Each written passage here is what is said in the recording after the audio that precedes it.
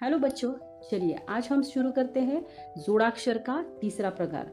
जोड़ाक्षर कौन से टाइप में लिखी जाती है।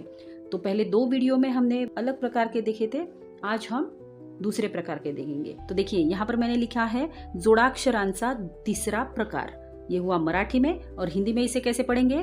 तीसरे प्रकार के जोड़ाक्षर। अब देखिए तीसरा, तीसरा, ये हुआ हिंदी में और ये हुआ मराठी में। देखिए ये जो मात्रा है पहले ई की मात्रा, और यहाँ पर हिंदी में दूसरे ई की मात्रा दी जाती है। तो ये छोटी छोटी चीजें हैं जो हिंदी और मराठी को थोड़ा सा अलग बना देती है। ठीक है, ये जो प्रकार है इसमें रूल क्या है? पहला और दूसरा व्यंजन आधा। मराठी में बोलेंगे पहिला और हिंदी में बोलेंगे पहला। जैसे मैंने अभी बोला तीसरा, तीसरा, तो सेम वैसे ही पहला हो गया हिंदी में और पहिला हो गया मराठी में। तो गलती से मैंने यहाँ पर पहिला लिख दिया है, तो मैं इसे करेक्ट करती हूँ। तो हिंदी में लिखेंगे पहला, यहाँ पर लिख देती हूँ मैं पहला।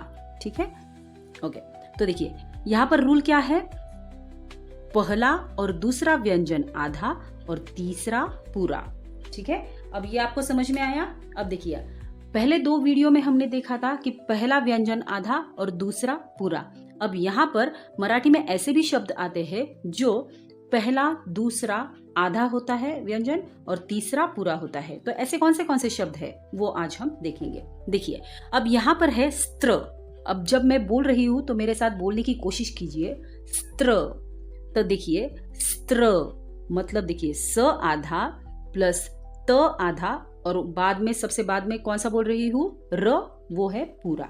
तो इसीलिए ये हो गया स आधा। अब आधा कैसे लिखना है वो मैंने आपको लास्ट वीडियो में बताया है। ठीक है, तो ये स पूरा लिख दीजिए, उसका पैर मोड़ दीजिए, वो हो गया आधा।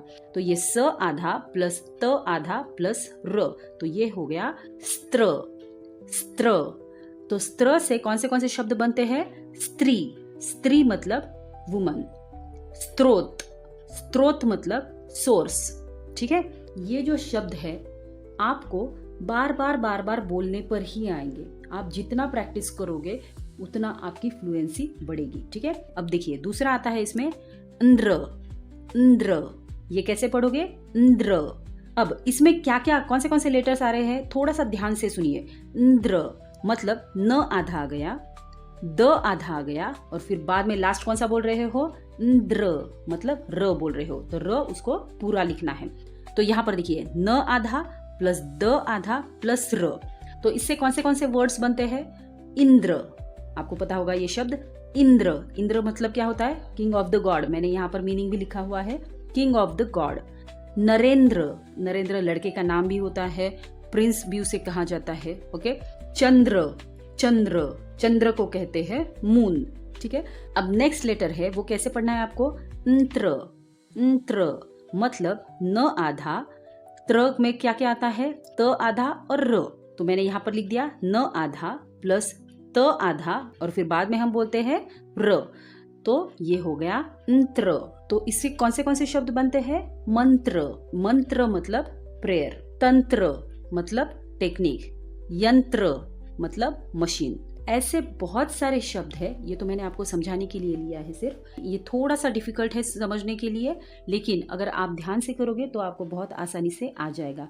ठीक है, वैसे तो जोड़ाक्षर बहुत अलग अलग प्रकार के होते हैं, मतलब निराघात जोड़ाक्षर, साघात जोड़ाक्षर, विशेष जोड़ाक्षर। जो हमने साघात जोड़ाक्षर मतलब क्या होते हैं कि जिनका उच्चारण करते समय पहले व्यंजन पर थोड़ा सा जोर दिया जाता है, और निराघात जोड़ाक्षर जो होते हैं वो क्या होते हैं? जिनका उच्चारण बिना जोर के किया जाता है, मतलब हम लोग इजीली जो बोल देते हैं लैंग्वेज में हमारे से, मतलब जोर देकर नहीं बोले जाते, वो है निराघात।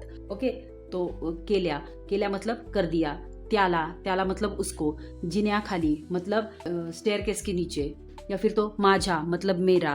तो ऐसे बहुत सारे नॉर्मल वर्ड्स है जो बोले जाते हैं मराठी में, तो उनका उच्चारण बिना जोर दिए किया जाता, तो उसे बोलते हैं निराघात जोड़ाक्षर। अब नेक्स्ट आता है साघात जोड़ाक्षर। थोड़ा सा फोर्स देके बोलना, उसे बोलते हैं साघात। और निराघात मतलब जोर से नहीं बोलना है, उस पर आघात नहीं करना है। ठीक है, तो साघात जोड़ाक्षर क्या होता है कि इनका उच्चारण करते समय पहले व्यंजन पर थोड़ा जोर दिया जाता है, जैसे मैंने अभी बताया। और उसका उदाहरण क्या है? मित्र, मंत्र, सत्य, भक्त। ओके, अगला है विशेष जोड़ाक्षर। तो ये तो मैंने आपको समझाया है कि विशेष जोड़ाक्षर कौन से होते हैं? क्ष ज्ञ त्र श्र, मतलब कौन से उदाहरण हो गए? क्षमा, ज्ञान, श्रद्धा, त्रिकोण। ठीक है, अब इन शब्दों को अंग्रेजी में क्या बोलेंगे वो आप मुझे कमेंट बॉक्स में बताना। ठीक है, तो ये है सजातीय जोड़ाक्षर, मतलब क्या कि समान व्यंजन वाले जोड़ाक्षर जो होते हैं, समान व्यंजन वाले, व्यंजन मतलब आपको पता है क ख ग घ से लेकर ज्ञ तक। ठीक है, तो सेम व्यंजन लेकर जो जोड़ाक्षर बनाए जाते हैं उसे कहते हैं सजातीय। ओके, सो उदाहरण है इसका क आधा प्लस क, मतलब क ही लिया है दोनों साइड पे, तो ये हो गया क। तो इसका एक उदाहरण मैं आपको देती हूँ, बाकी के उदाहरण आपको मुझे बताने हैं, आपका ये होमवर्क रहेगा। तो देखिए, तो ये क आधा प्लस क, ये हो गया क। ठीक है, तो इसका एक उदाहरण है पक्का, पक्का। ओके, तो त आधा प्लस त, ये दूसरा उदाहरण, त आधा प्लस त पूरा, तो ये हो गया त।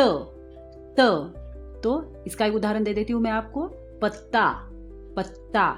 ओके, तो नेक्स्ट है विजातीय जोड़ाक्षर। विजातीय जोड़ाक्षर क्या होते हैं? जैसे सजातीय जोड़ाक्षर मतलब समान व्यंजन वाले, और विजातीय जोड़ाक्षर मतलब अलग अलग व्यंजन वाले। इतना सिंपल है याद रखने के लिए। ओके, सो इसका उदाहरण क्या है? क आधा प्लस त। आप कौन से भी दो लेटर्स ले सकते हो। ठीक है, अब देखिए क आधा प्लस त, तो ये क्या बन गया? क्त। अब इसका उदाहरण दे देती हूं मैं एक, रक्त। नेक्स्ट है स आधा प्लस व, तो ये बन जाता है स्व। अब इसको स व ऐसे नहीं बोलते हैं, क त ऐसे नहीं बोलते हैं। क्यों? क्योंकि नीचे पैर मोड़ा गया है, लास्ट वाला जो रहता है उसका पैर नहीं मोड़ते। ठीक है, वो पूरा बोला जाता है। अब देखिए स आधा प्लस व, ये हो गया स्व। ओके, तो इसे स्व से कौन सा शब्द आएगा आप मुझे कमेंट बॉक्स में लिखकर बताइएगा। अगर आपको मेरी वीडियो पसंद आई होगी तो मेरे चैनल को सब्सक्राइब कीजिए, ज़्यादा से ज़्यादा शेयर कीजिए, लाइक कीजिए और बेल आइकन को दबाना मत भूलिए, ताकि मेरी अगली वीडियो आपको सही से मिल सके। तो तब तक के लिए इसका अभ्यास करें। आप जितनी ज़्यादा प्रैक्टिस करोगे उतना अच्छा आप मराठी बोल पाओगे, और अगर मराठी अच्छा बोल पाओगे तो ऑफ कोर्स अच्छा लिख पाओगे। तो शुद्ध बोलना ज़रूरी है ताकि शुद्ध लिख सको। सो बाय बच्चों।